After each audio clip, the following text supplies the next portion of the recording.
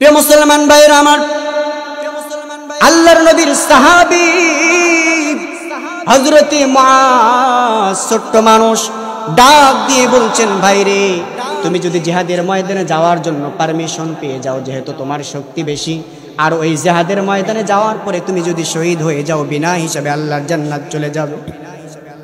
আমি দুনিয়াতে জীবিত থাকবো, আমাকে রেখে তুমি কেমন করে আল্লাহর জান্নাতে চলে যাবে? সুতরাং ভাই তোমার কাছে প্রশ্ন করতে চাই, তুমি একটু তোমার শক্তিটাকে হালকা করে দাও, আমিও যেন তোমার উপরে উঠে তোমাকে আক্রমণ করতে পারি। কর আল্লাহু আকবার। আল্লাহর নবীর ছোট্ট সাহাবী কি কৌশল করলেন ভাইরা আমার, ডাক দিয়ে বলছেন, আমি যদি বিজয়ী হতে পারি।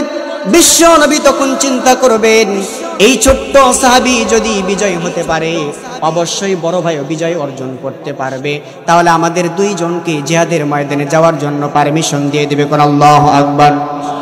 বড় ভাই শক্তিটাকে হালকা করলেন, ছোট ভাই বড় ভাইকে ধরে ফেললেন, আবার বড় ভাই ছোট ভাইকে ধরে ফেলে। কেউ যখন কাউকে ছাড় দেয় না, আল্লাহর নবী লক্ষ্য করে দেখলেন, এরকম যদি চলতে থাকে তাহলে বদরের প্রান্তরে যাওয়া যাবে।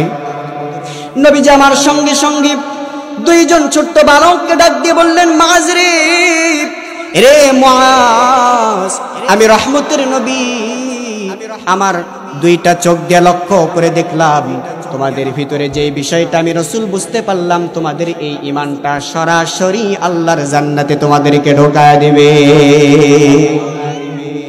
সুতরাং এই অন্ধকারকে দূরীভূত করতে হলে আমাদের সর্বপ্রথম রাষ্ট্র পর্যন্ত ঈমানের দাবি নিয়ে যেতে হবে, এরপরে রাষ্ট্র ক্ষমতায় আল্লাহর কোরআনকে বসাইতে হবে। কথা বলুন ঠিক কিনা? আমার প্রিয় মুসলমান ভাইরা আমার, এখন প্রশ্ন, হুজুর এইটা আমরা করতে চাই একমত, কিন্তু যখন করতে যাব কিছু মানুষ আমাদেরকে বাধা প্রদান করে, আমাদেরকে ভয় ভীতি দেখায়, আমরা কেমন করে সেই জায়গায় যাব? প্রশ্ন আছে না নাই? জোরে বলেন, আছে না নাই? অনেক মানুষ তখন প্রশ্ন করে বসে যে, হুজুর আমরা নামাজ পড়বো কোনো সমস্যা নাই, আমরা রোজা করবো কোনো সমস্যা নাই, আমরা যাকাত দিব কোনো সমস্যা নাই, কিন্তু কথা হলো আমরা যদি রাষ্ট্রে কোরআনের কথা বলি তাহলে বাড়ির মধ্যে থাকা আমাদের জন্য বড় কষ্টকর হয়ে যাবে। সুতরাং তারা নামাজ পড়ে, তারা শুধু রোজা করে, সাধ্য মোতাবেক তারা হজ করে, যাকাত দেয়, কিন্তু একামতে দ্বীনের সঙ্গে তারা লেগে থাকে না। কথা বলুন ঠিক কিনা ভাই? প্রিয় মুসলমান ভাইয়ের আমার, অথচ এই ঈমান নিয়ে আপনি জান্নাতের আশা করতেছেন, অথচ আল্লাহ তাআলা সূরাতুল আনকাবুতের 2 নম্বর আয়াতের ভিতরে বলছেন, তোমরা এই ঈমান নিয়ে ঈমানদারের দাবি করো, এই ঈমান নিয়ে জান্নাতের আশা করো, অথচ তোমরা পরীক্ষা দিবে না। সম্মানিত মেহমান, আমার প্রিয় বড় ভাই মাওলানা মুজাহিদুল ইসলাম জিহাদি এই কথার উপরে আলোচনা করেছেন, আমি শুধু টাচ দিচ্ছি। সুতরাং আমি যে বিষয়টা বলতে চাই, এই যে আমাদের ধারণা, আমাদের ঈমান, এই ধারণা আর এই ঈমান নিয়ে আল্লাহর জান্নাত পাওয়া দূরের কথা, জান্নাতের ঘ্রাণ আমাদের নাকের মধ্যে আসবে, বরং জান্নাত যদি পেতে হয় তাদের সব বাধাকে অপেক্ষা করে, তাগুদি শক্তিকে অপেক্ষা করে আমার প্রিয় ভাইরা আল্লাহর জমিনে দিনটাকে প্রতিষ্ঠিত করার লক্ষ্যে সাহাবায়ে কেরামদের মতো, বদরি সাহাবীদের মতো ঈমানটাকে মজবুত করে আমাদের ময়দানে নামতে হবে। এরপরেই কেবলমাত্র আমাদের সমাজে শান্তি আসা সম্ভব হবে। কথা বলুন ঠিক কিনা? দেখেন সাহাবায়ে কেরামদের ঈমান কেমন ছিল। আমার ভাইরা, রাসূলের 2 জন ছোট্ট সাহাবী, তাদের কেমন ঈমান ছিল লক্ষ্য করুন। এই পয়েন্টটাকে বোঝানোর জন্য বলছি। প্রিয় ভাইরা আমার, আল্লাহ রাসূল সাল্লাল্লাহু আলাইহি ওয়াসাল্লাম সাহাবায়ে কেরামদেরকে ডাকলেন। আমার প্রিয় মুসলমান ভাইরা আমার, বিশ্ব নবী সাহাবায়ে কেরামদেরকে ডাকলেন, ডাকার পরে বলছেন, আমার সাহাবীরা রে, আল্লাহর পক্ষ থেকে ফেরেশতা জিবরাইল আমার কাছে চলে আসছেন। আসার পরে এই মুহূর্তে আমাকে জানিয়েছে, মসজিদে শুধুমাত্র নামাজ পড়লে হবে না, শুধুমাত্র রোজা করলে চলবে না, শুধুমাত্র মানুষের পাশে বিপদের সময় দাঁড়াইলেই হবে না, বরং এর থেকে বড় একটি দায়িত্ব মুসলমানদের উপরে আছে। আর সেই দায়িত্ব হলো সমাজের বুকে আল্লাহর দ্বীন প্রচার করা এবং প্রতিষ্ঠিত করা। আল্লাহর নবী এই লক্ষ্যে এই কথার সূত্র ধরে সাহাবায়ে কেরামদেরকে বিশ্ব নবীজি বললেন, ও আমার সাহাবীরা রে, আল্লাহ রাব্বুল আলামিন ফেরেশতা জিবরাইলের মাধ্যম দিয়ে আমাকে জানিয়ে দিয়েছে, আমরা এই লক্ষ্যে যখন পথ অবলম্বন করছি, আবু জাহেল, আবু লাহাব, উতবা, শাইবা, ওয়ালিদ বিন মুগীরা, এই কাফিরগুলো ইসলামের চূড়ান্ত দুশমন, ইসলামের দুশমনি করতে করতে তারা চরম পর্যায়ে পৌঁছে গিয়েছে। বদরের প্রান্তে প্রায় 1000-এর মতো সৈন্য নিয়ে তারা ইসলামটাকে নিশ্চিহ্ন করার জন্য চলে আসছে। আল্লাহর নবী সঙ্গে সঙ্গে বললেন, আমার সাহাবীরা, আল্লাহ রাব্বুল আলামিন অর্ডার করেছেন এই মুহূর্তে আমাদের সকলকে জিহাদের ময়দানে নেমে পড়তে হবে, বদরের প্রান্তে তাদের মুখোমুখি হতে হবে, লড়াই করতে হবে ইসলামের পক্ষে। আমার নবীজি এই কথা বলার পরে সংক্ষিপ্ত করে বলছি প্রিয় ভাইরা আমার, এক পর্যায়ে বিশ্ব নবীজি 311 জন সাহাবায়ে কেরামকে বিশ্ব নবী একত্রিত করলেন। আল্লাহর নবী সাহাবায়ে কেরামদেরকে নিয়ে বদরের প্রান্তে চলে যাবেন। আল্লাহর নবী সাহাবায়ে কেরামদেরকে নিয়ে বদরের প্রান্তে যাওয়ার পূর্বে ডাক দিয়ে বললেন, আমার সাহাবীরা রে, এই বদরের প্রান্তে তাদের মুখোমুখি করতে গেলে দুইটা জিনিসের প্রয়োজন পড়বে, একটা হচ্ছে জান আর একটা হচ্ছে মাল। কথা বলুন ঠিক কিনা? কোরআনুল কারীমের ভিতরে আল্লাহ রাব্বুল আলামিন সুন্দর করে বলছেন, ইন্নাল্লাহা আশতারা মিনাল মুমিনিনা আনফুসাহুম ওয়া আমওয়ালাহুম বিআন্না লাহুমুল জান্নাহ। আওয়াজ তুলে বলুন আল্লাহু আকবার। আমার প্রিয় মুসলমান ভাইরা আমার, এই আয়াতটাকে লক্ষ্য করে বিশ্ব নবী তাদেরকে, ওই সাহাবীদেরকে ওয়াজটা সুন্দর করে তিনি করলেন। আর আল্লাহর নবী বললেন, ও আমার সাহাবীরা, তোমাদেরকে নিয়ে আজ বদরের প্রান্তে চলে যাব। এদের মুখোমুখি হওয়ার জন্য আমাদের হাতের মধ্যে অস্ত্র থাকা দরকার, কিন্তু আমাদের হাতের মধ্যে ভালো কোনো অস্ত্র নাই। তাকায় দেখো, অল্প কিছু অস্ত্র আছে তোমাদের হাতের মধ্যে, ওটাই দিলাম, তোমরা তাদের মোকাবেলা করবে। যেরকম আল্লাহু আকবার। নবীজি আমার এই কথা বলে 311 জন সাহাবায়ে কেরামদেরকে নিয়ে আল্লাহর নবী বদরে যখন বিশ্ব নবী যখন রওনা করলেন, দেখা গেল প্রতিমধ্যে দুইজন ছোট্ট সাহাবী বিশ্ব নবীর সামনে চলে আসলেন। আল্লাহর নবীর সামনে আসার পরে ছোট্ট দুইজন বালক ডাক দিয়ে বলছেন, ইয়া রাসূলুল্লাহ, ইয়া হাবিবাল্লাহ, আমরা শুনতে পেরেছি বদরের প্রান্তে আপনি 311 জন সাহাবীকে নিয়ে যুদ্ধ করার জন্য চলে যাচ্ছেন। ওই দুইজন ছোট্ট বাচ্চার নাম কিতাবের মধ্যে আসছে হযরতে মুআজ, আরেকজনের নাম হলো হযরতে মুআজ। একজনের বয়স কেবল মাত্র 11 বছর, আর একজনের বয়স কেবল মাত্র 12 বছর। যেরকম আল্লাহু আকবার।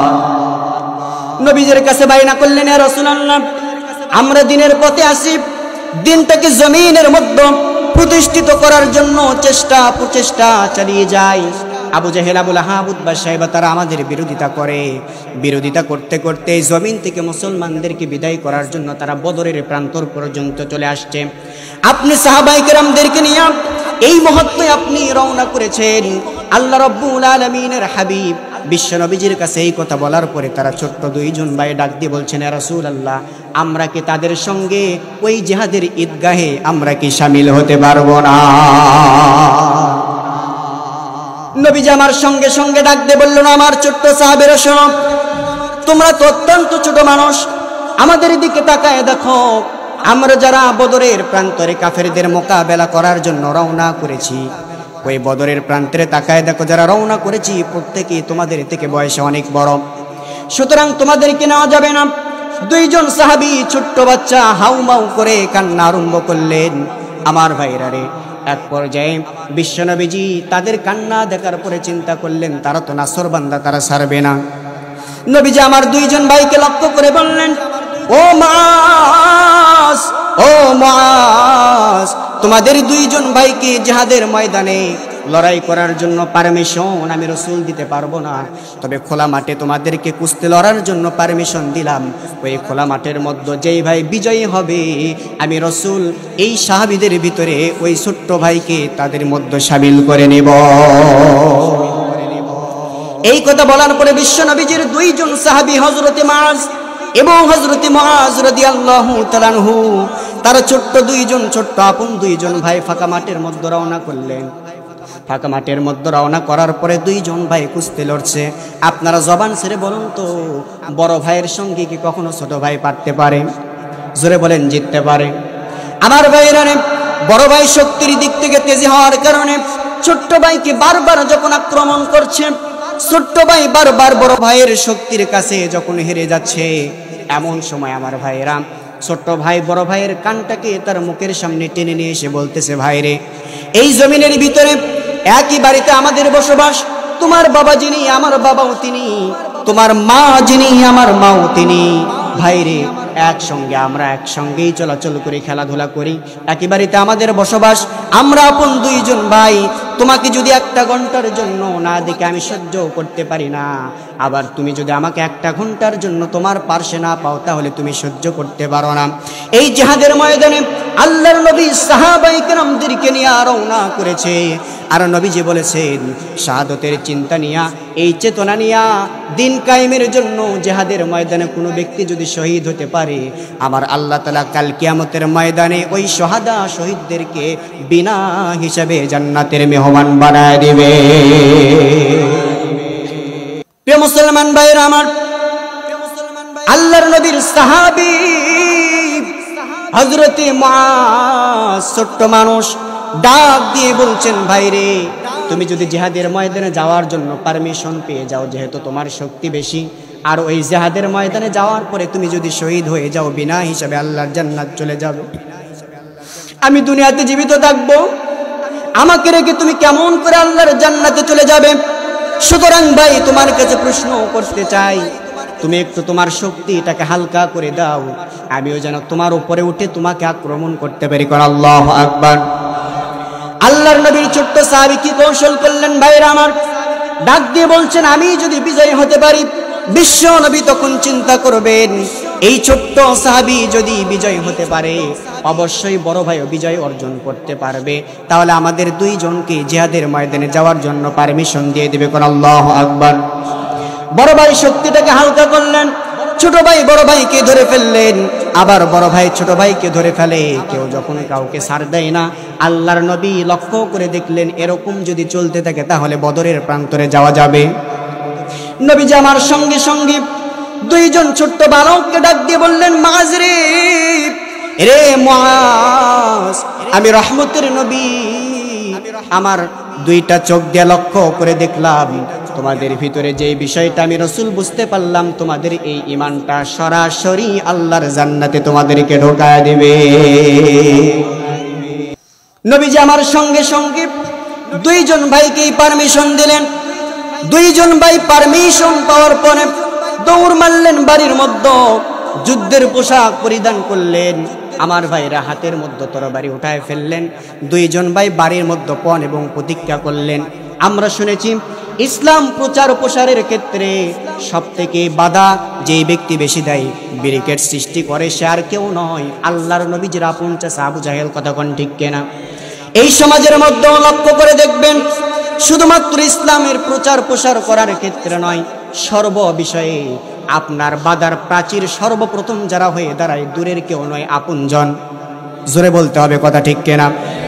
দুইজন ভাই চিন্তা করলেন, আল্লাহর নবীর আপন চাচা আবু জাহেল ইসলাম প্রচারের কাজে বাধা প্রদান করে, ওই জিহাদের ময়দানে যাওয়ার জন্য যেহেতু পারমিশন পেয়েছি, আমরা জিহাদের ময়দানে যাওয়ার পরে অন্য কোনো ব্যক্তির মোকাবেলা করব না, আমরা সরাসরি কাফেরদের লিডার আবু জাহেলের মোকাবেলা করব। কোন আল্লাহু আকবার। তার মানে বোঝা গেল মরিচ ছোট কিন্তু ঝাল বেশি। কথা কোন ঠিক কিনা? প্রিয় মুসলমান ভাইরা আমার, এই জন্যই বলতেছিলাম, এই জমিনের ভিতরে আপনি যখন দ্বীনের প্রচার প্রসার করার জন্য চেষ্টা করবেন, ক্ষমতার দিক থেকে আপনার থেকে বেশি হতে পারে এমন কিছু ব্যক্তি থাকবে। আমার ভাইরা, টাকা পয়সার দিক থেকে আপনার থেকে বেশি হতে পারে এমন কিছু ব্যক্তি থাকবে। আবার তাকায় দেখবেন আপনার কাজে সর্বপ্রথম তারা বাধা প্রদান করবে, কিন্তু তাদেরকে ভয় পেয়ে পিছনে আসা যাবে না। জান্নাত যদি আপনার মূল টার্গেট হয়, সাহাবায়ে কেরামদের মতো, এই ছোট্ট দুইজন সাহাবীর মতো অর্থের দিকে, ক্ষমতার দিকে না তাকায়া আল্লাহর কোরআনটাকে বুকে ধারণ করে ইসলামের বিজয় পাওয়ার আশায় সাহাবীদের মতো জিহাদের ময়দানে ঝাঁপিয়ে পড়া লাগবে। দুইজন ছোট্ট ভাই বাড়ি থেকে রওনা করলেন, জিহাদের ময়দানে চলে গেলেন। ওই জিহাদের ময়দানে যাওয়ার পরে আমার প্রিয় মুসলমান ভাইরা আমার, হযরতে আব্দুল্লাহ ইবনে মাসউদ রাদিয়াল্লাহু তাআলা আনহু বর্ণনা করে বলছেন, আমি জিহাদ করতেছিলাম, এমন তো অবস্থায় ওই দুইজন বালক আমার কাছে এসে আমার হাতের মধ্যে টোকা দিলেন, যেরকম আল্লাহু আকবার। আমি একটু বিরক্ত হয়ে গেলাম।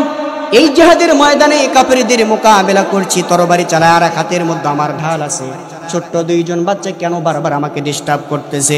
এক পর্যায়ে প্রশ্ন করলাম, বাবা মাআজ রে, তোমরা কেন আমাকে ডিস্টার্ব করতেছ? কি বলতে চাও দ্রুত বলে ফেলো। এইবার দুইজন সাহাবী, ছোট্ট সাহাবী ডাক দিয়ে বলছেন, চাচা আমরা তো জিহাদের ময়দানে অনেক কষ্টে আসতে পেরেছি, আসার সময় পণ এবং প্রতিজ্ঞা করেছি এই জিহাদের ময়দানে অন্য কোনো কাফেরের মোকাবেলা করব না, আবু জাহেলের মোকাবেলা করব। কিন্তু ওই আবু জাহেলকে পূর্বে আমরা কেউ দেখে নাই, শুধু নাম শুনেছি। সুতরাং আপনার কাছে বলতে চাই, ওই আবু জাহেল কোথায়, মেহেরবানি করে আমাদেরকে দেখায় দেয়।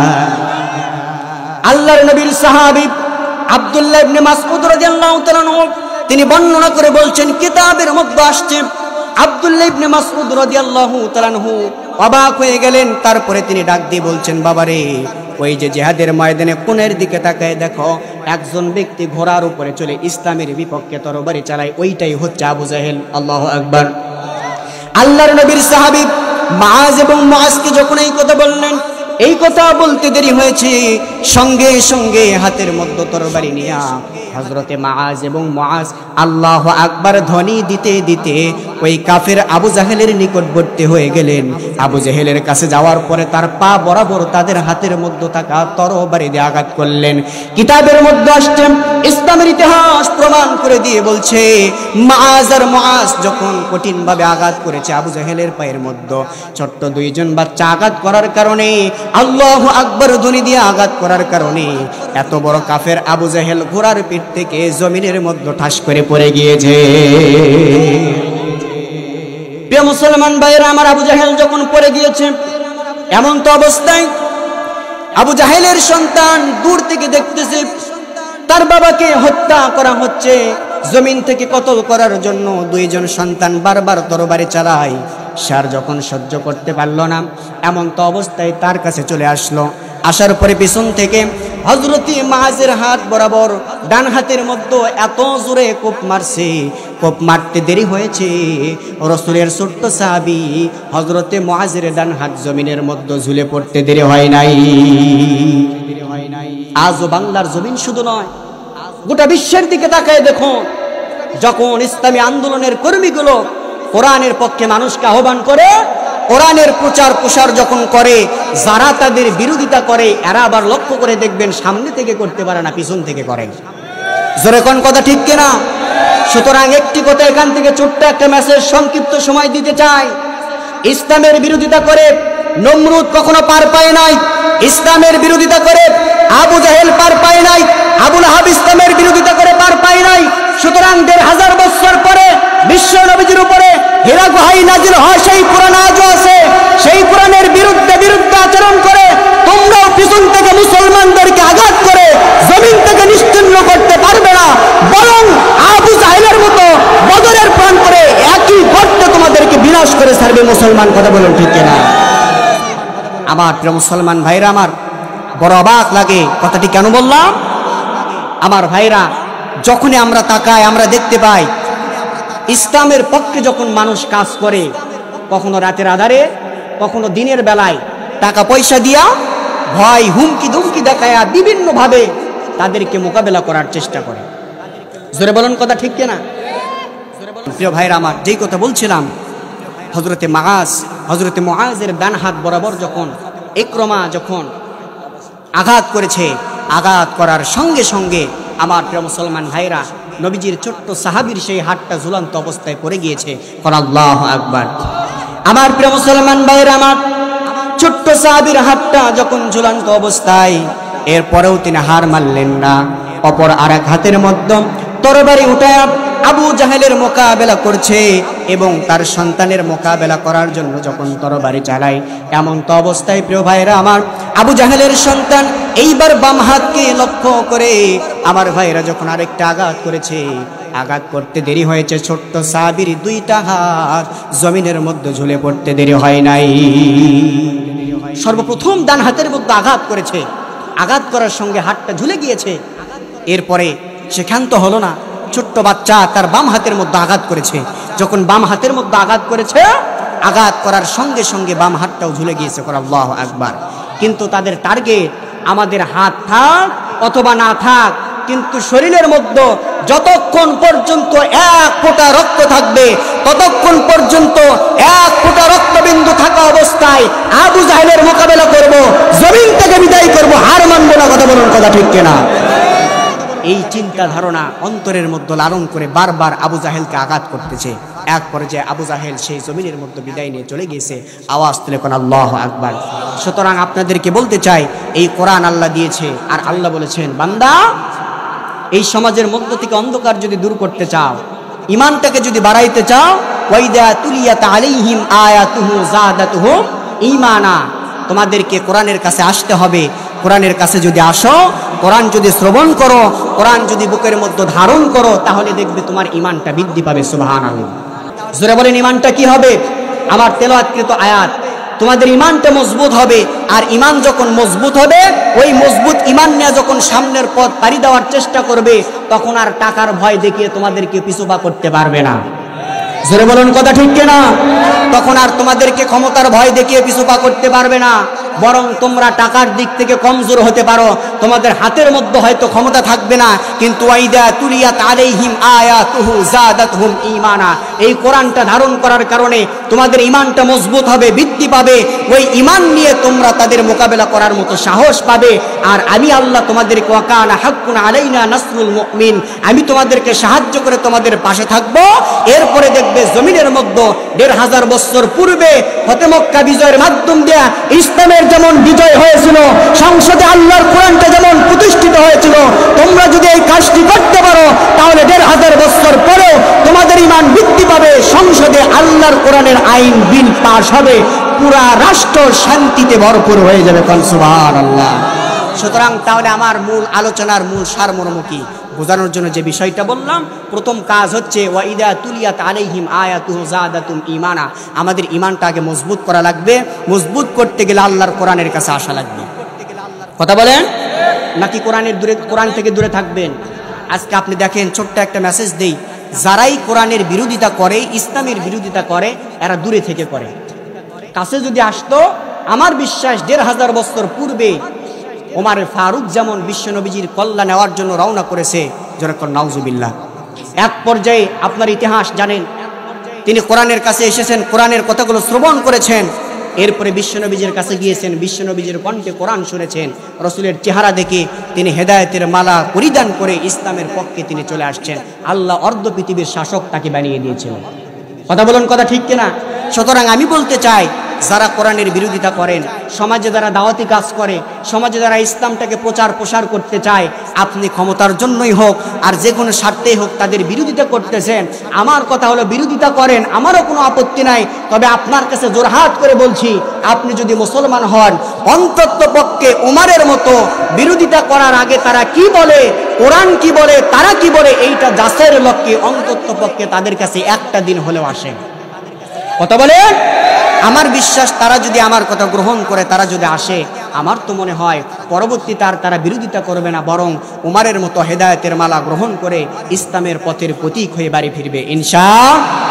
তাহলে এক নম্বর কথা হলো, আমাদের কোরআনের কাছে আসতে হবে। আসতে পারবো তো ইনশাআল্লাহ? জোরে বলেন, আসতে পারবো তো ইনশাআল্লাহ? ২ নম্বর কথা হচ্ছে, প্রিয় ভাইরা আমার, এই যে সমাজের মধ্যে অন্ধকার আছে, মনে আছে না, ভুলে গেছেন? পূর্বে যেই সূত্র ধরে আলোচনা শুরু করেছিলাম, এই অন্ধকার যদি দূর করতে হয়, শুধু কোরআনের কাছে আসলেই হবে না। এই কোরআনের আইন, এই কোরআনের পথ মোতাবেক, রসুলের আদর্শ মোতাবেক সমাজের বুকে কোরআনের আলোগুলো প্রয়োগ করার চেষ্টা করতে হবে। জোরে বলুন, কথা ঠিক কিনা? এই প্রয়োগ করার মানে এই নয় শুধু মসজিদের মধ্যে আপনি কোরআন খতম করবেন, তার মানে এই নয় মানুষ মারা গেলে শুধুমাত্র কোরআন খতম করবেন, শুধুমাত্র আপনি হাফেজে কোরআন তৈরি করবেন, তা নয়।